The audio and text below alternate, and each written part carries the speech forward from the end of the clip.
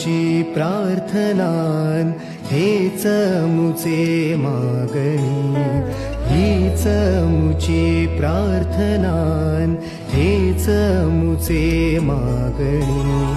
माणसाने माणसाशी माणसासम वागणे.